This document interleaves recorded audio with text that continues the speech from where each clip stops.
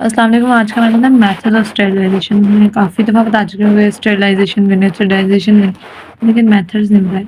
Method of sterilisation, sterilisation के 5 methods हैं। Moisture sterilisation,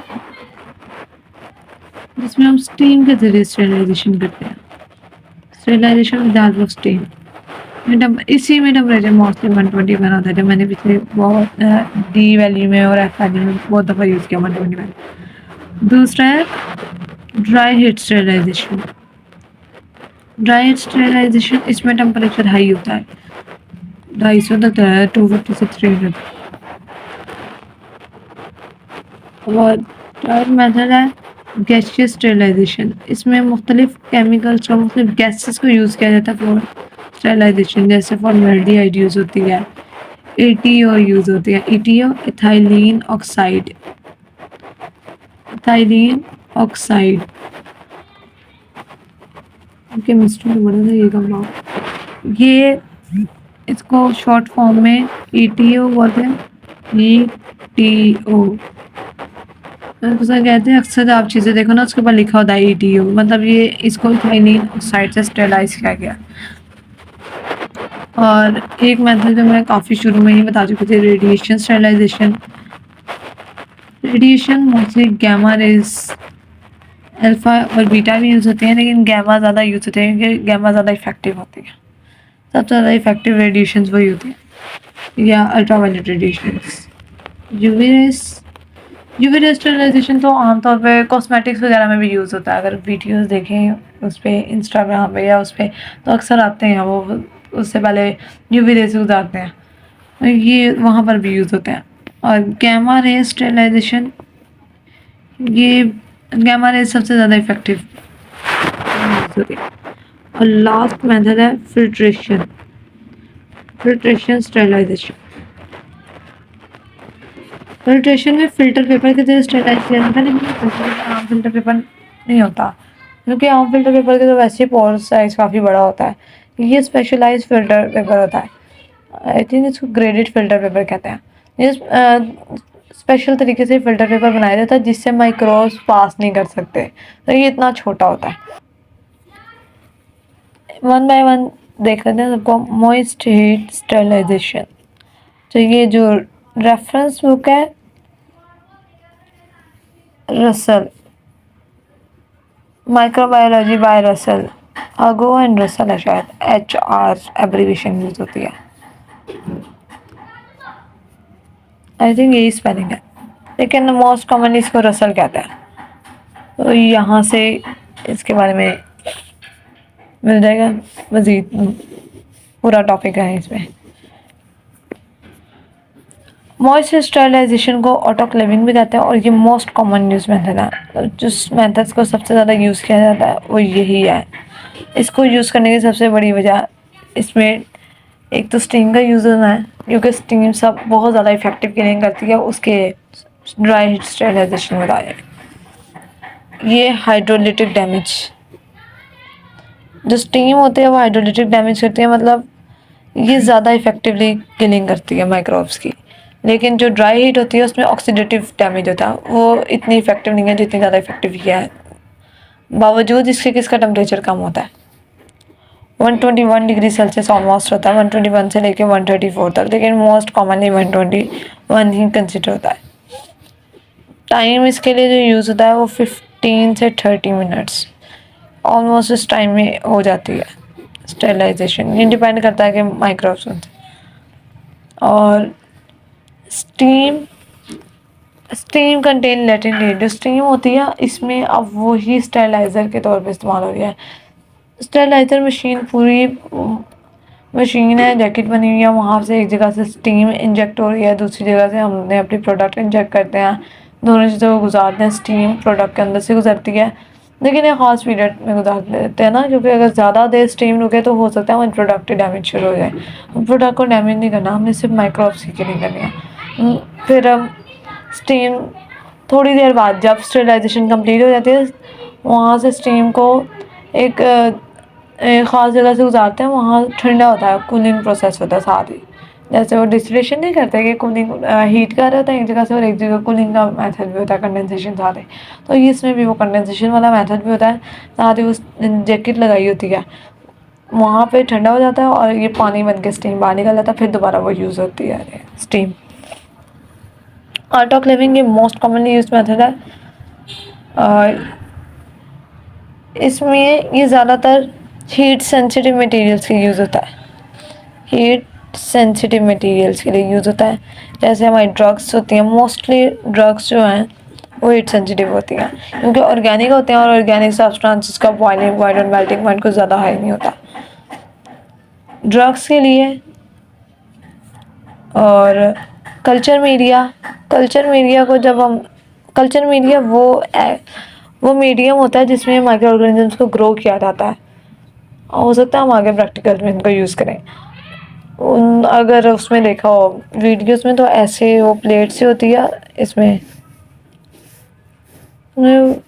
ऐसे ऐसे वो कोई चीज़ घुमाते हैं, उसके बाद थोड़ी देर बाद 24 घंटे बाद वो रख देते हैं, तो यहाँ पे लाइंस पड़ी होती हैं और साफ़ नज़र आ रहा था। पहले वो साफ़ होती है प्लेट, फिर वो बाद में उसमें कलरिंग आ जाती है, वो गंदी सी दिखना शुरू हो जाती है। वो बैक्टीरियल कॉलोनीज होते हैं, तो इसको कल्चर मीडिया कहते हैं कि बैक्टीरिया को कल्चर करवा दिया गया, बैक्टीरिया की ग्रोथ करवा दी गई है।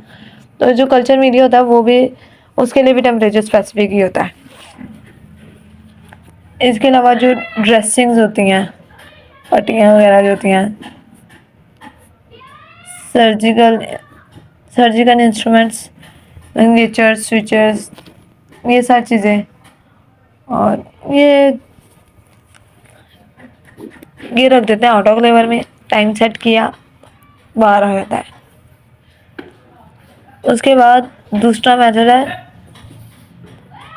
Dry heat sterilisation.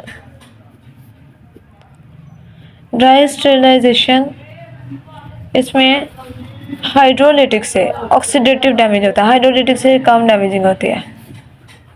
सुनने में ऑक्सीडेटिव नहीं लगता है, बहुत ज़्यादा डैमेजिंग है, लेकिन ऑक्सीडेटिव डैमेज कम है, हाइड्रोलिटिक डैमेज ज़्यादा है। जो वो स्टीम है वो उसके पास हीट बहुत ज़्यादा है, वो लेटेंट हीट लेके अंदर ही घुस जाती है और बैक्टीरिया की किलिंग कर देती है। और यहाँ इसमें टेम्परेचर मैं ऑलरेडी बता चुकी हूँ, काफ़ी ज़्यादा हाई होता है, 160 से 350, मोस्टली ये 250 होता है, लेकिन रेंज होती है ना। और टेम्परेचर तकरीबन 2-2 घंटे के लिए इसको रखना पड़ता है। एक तो टेम्परेचर भी ज़्यादा, उस वजह से टाइम भी ज़्यादा, और फिर इसलिए ये वाला मेथड कम ही यूज़ करते हैं फॉर ड्रग्स के लिए ये मेथड नहीं यूज़ होता है, ये ग्लास वेयर्स के लिए यूज़ करते हैं। ग्लास वेयर्स के लिए मेटल सर्जिकल वार्स, मतलब ऐसी कोई चीज़ जो हीट से डैमेज ना हो सके, मेटल सर्जिकल वेयर्स। और थर्मोस्टेबल प्रोडक्ट, अगर कोई ऐसे ड्रग है जो थर्मोस्टेबल है, हीट को बर्दाश्त कर सकती है, वैसे बहुत कम होती है लेकिन है। इसके अलावा भी कोई भी थर्मोस्टेबल मटेरियल है जो हीट को रेजिस्टेंट है, हीट को बर्दाश्त कर सकता है, उसके लिए भी ड्राई हीट यूज़ कर लेता है। ये हॉट एयर अवन होता है स्टेरिलाइजर इसके केस में, या IR oven, infrared radiation ovens. ये आम जो हमारे यूज़ होते हैं वो माइक्रोवेव अवन होता है, ये नहीं, बस थोड़े से डिफरेंट होता है, दिखते हैं इनकी तरह ही है। एक और टर्मिनोलॉजी यूज़ होती है, उसको कहते हैं पास्चराइजेशन। ऐसे कहते हैं कि हीट जो है ये पास्चराइज है, वो दूध जो है, मिल्क है, पास्चराइज मिल्क है। जो मिल्क होता है उसके अंदर से 100% माइक्रोब्स को किल नहीं किया जाता, कर भी नहीं सकते, क्योंकि कुछ जो माइक्रोब्स हैं हमारी GIT में भी है, तो वो वाले माइक्रोब्स हमारे लिए ज़रूरी होते हैं। अब तो दूध में से जो हार्मफुल माइक्रोब्स होते हैं उनको ख़त्म किया जाता है, उसको प्रोसेस को पास्चराइजेशन कहते हैं। कई जगह उसमें भी आता है कि पास्चराइज मिल्क एड्स में। पास्चराइजेशन हाई टेम्परेचर होता है, लेकिन for short period of time, exposure कम होता है, ज़्यादा टाइम मतलब 2-2 घंटे तक एक्सपोज नहीं करके रखते। टेम्परेचर 72 डिग्री सेल्सियस तकरीबन 15 से 30 सेकंड्स, मिनट्स भी नहीं, सेकंड्स के हिसाब से इतनी स्पीड से उतारते हैं, क्योंकि जो दूध है उसमें मिल्क है, योगर्ट है, इन चीज़ों को ज़्यादा पास्चराइज किया जाता है, खाने पीने की चीज़ों। उसके लिए हमारे लिए सारे बैक्टीरिया हार्मफुल नहीं होते। जो हार्मफुल होते हैं उनको पैथोजेंस कहते हैं, डिजीज़ कॉजिंग, और जो नॉन डिजीज़ कॉजिंग होते हैं नॉन पैथोजेन। तो जो नॉन पैथोजेंस है या जो हमारे बेनिफिशियल बैक्टीरिया उनको तो किल नहीं ना, तो इसलिए एक्सपोजर काफ़ी कम होता है सेकंड्स के हिसाब से। अगर बहुत ही हाई टेम्परेचर है, UHT, अल्ट्रा हाई टेम्परेचर, अगर 72 डिग्री सेल्सियस पे बैक्टीरिया वो वाले किल नहीं हो पा रहे, तो ये फ्रैक्शन ऑफ सेकंड, मतलब कुछ 1 सेकंड के कुछ लम्हा, मतलब वो कहते हैं ना मिली सेकेंड, इस तरह से ये इतने टाइम पीरियड के लिए एक्सपोज किया जाता है UHT में, अल्ट्रा हाई टेम्परेचर में। पास्चराइजेशन में जो होते हैं स्टेरलाइज नहीं होता मटेरियल, लेकिन पास्चराइजेशन में 5 log रिडक्शन होती है, किलिंग हो गई है काफ़ी हद तक। जैसे सैनिटेशन एक डिफरेंट टर्म थी, इस सेफ लेवल, इसका पास्चराइजेशन है, इसमें 5 log रिडक्शन को पास्चराइजेशन कहते हैं। इसमें स्पेसिफिक है, इसमें सेफ लेवल डिफाइन नहीं किया गया। ये 5 log रिडक्शन होती है, ये मिल्क, बियर, ये जो शराब वगैरह होती है, एप्पल, सिडार, इन चीज़ों के लिए पास्चराइजेशन यूज होती है। Gaseous sterilisation, gaseous sterilisation, gases को यूज़ किया जाता है for the process of sterilisation. Gases भी इफेक्टिव होनी चाहिए ना, मोस्टली ETO, इथाइलिन ऑक्साइड और फॉर्मेल्डिहाइड एंड फॉर्मेल्डिहाइड।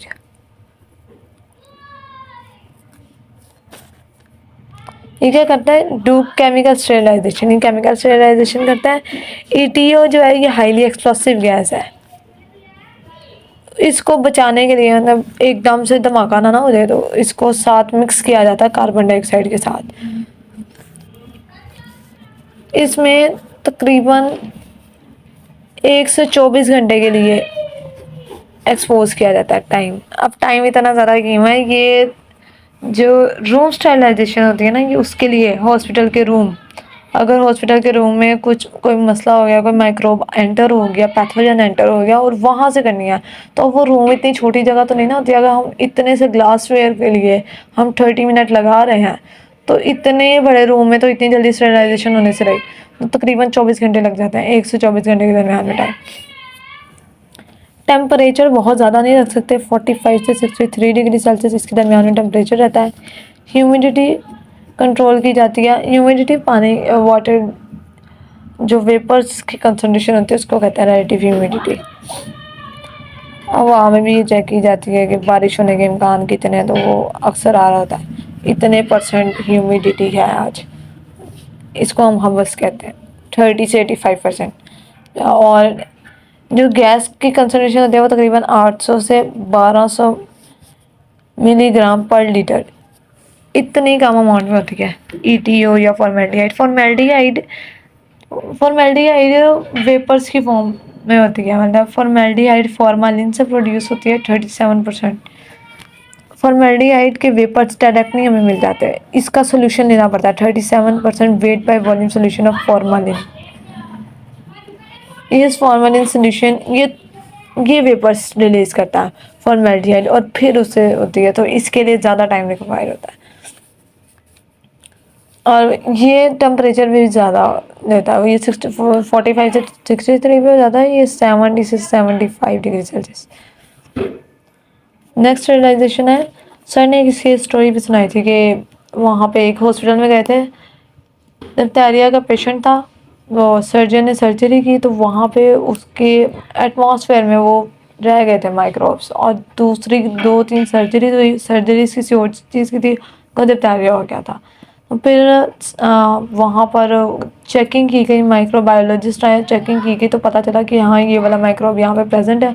फिर ये फॉर्मेल्डिहाइड वाली स्टेरिलाइजेशन वहाँ पे यूज़ किया, फॉर्मालिन को, और पूरा रूम बंद करके अच्छी तरह से और पूरे 24 घंटे तक वहाँ पे वही। उसके बाद ही करने के बाद, स्टेरिलाइजेशन करने के बाद फिर एक दफ़ा चेक किया गया कि अब माइक्रोब्स तो नहीं है, और फिर वो माइक्रोब फ्री था। तैयार के और मज़ीद वहाँ पर माइक्रोब्स प्रेजेंट नहीं थे। अब है radiation sterilisation. Radiation sterilisation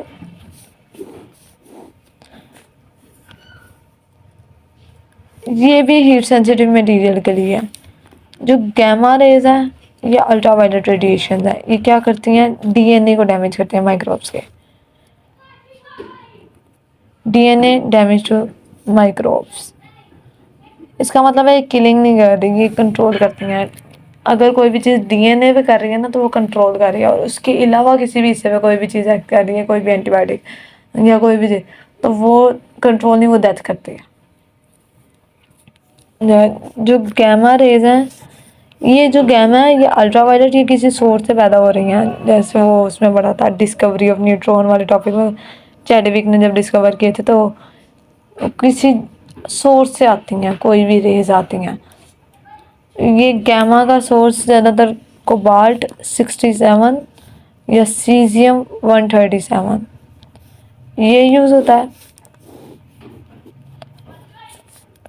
ultraviolet radiation तो वैसे भी मोस्ट कॉमनली में हो ही जाती हैं, इसका सोर्स में ज़्यादा ढूंढने की ज़रूरत ही नहीं पड़ती होगी। फिर रेडिएशंस यूज़ करते हुए इसकी, ये अल्ट्रावायलेट रेडिएशन मरकरी सोर्स से पैदा होते हैं, मरकरी से। अब रेडिएशन जब भी यूज़ की जाती है तो उसका लेवल चेक किया जाता है। रेडिएशन का अगर लेवल ज़्यादा हो जाए तो वो माहौल के लिए वैसे ही ख़तरनाक होना चाहिए। स्टेरिलाइजेशन करते करते दूसरा काम नहीं ना बिगाड़ सकते, तो इसकी मॉनिटरिंग साथ साथ चलती रहती है रेडिएशंस की। रेडिएशंस भी एंटीबायोटिक्स वगैरह के लिए इस्तेमाल हो जाते हैं, जो भी हीट सेंसिटिव मटेरियल है उनके लिए। जैसे वो यूज़ हुई थी ऑटोक्लेविंग, इसी तरह रेडिएशन भी यूज़ हो जाता है। लेकिन रेडिएशन को इतना कॉमनली यूज़ कर ही नहीं सकते ना, क्योंकि कुछ चीज़ें ऑटोक्लेविंग का भी टेम्परेचर हो सकता है ज़्यादा कुछ चीज़ों के लिए, तो फिर उसके लिए फिर रेडिएशन यूज़ करनी पड़ती है। लेकिन रेडिएशन का मसला है, सबसे बड़ा मसला ये है उसका लेवल चेक करना, उसको एक ख़ास लेवल में रखना। अगर लेवल ज़्यादा हो गया तो जो इंसान ये कर रहा है या जो उसके करीब है उसको कैंसर जैसी बीमारियाँ हो सकती है ना। एंटीबायोटिक्स, हार्मोन्स, वाइटामिन्स या यूनिट डोज कंटेनर, मतलब जिसमें रखे जाती हैं डोजेस, इन ऑइंटमेंट्स, इन सब चीज़ों के लिए यूज़ होती है radiation sterilisation. Last one is filtration sterilisation. Filtration sterilisation physically retain the microbes, मतलब माइक्रोब्स की सेपरेशन हो रही है, माइक्रोब्स की स्टेरिलाइजेशन हो रही है, लेकिन ये फिजिकल मेथड है। बाकी सारे केमिकल देगा, कहीं ना कहीं केमिकल्स यूज़ होते हैं। ये फिजिकल मेथड है, इसमें माइक्रोब्स को सिर्फ अलग किया जाता है। मतलब हमारे ये मोस्टली सोल्यूशंस के लिए यूज़ होता है, सोल्यूशन या एयर के लिए, क्योंकि सोल्यूशन को पास किया जा सकता है, या हवा के लिए। हवा के लिए जो फिल्टर्स यूज़ होते हैं उनको हेपा फिल्टर्स कहते हैं।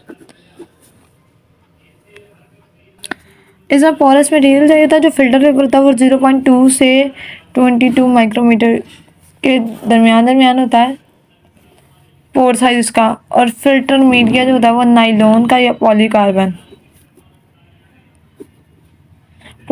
मटेरियल का होता है। 3 types of filter media use होते हैं, डेप्थ फिल्टर, मेम्ब्रेन फिल्टर और हैपा। या मेम्ब्रेन फिल्टर्स होते हैं या हैपा फिल्टर होते हैं।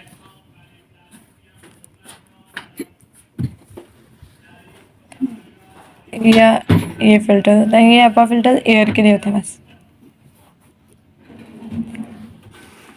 ये थे स्टेरिलाइजेशन के मेथड्स।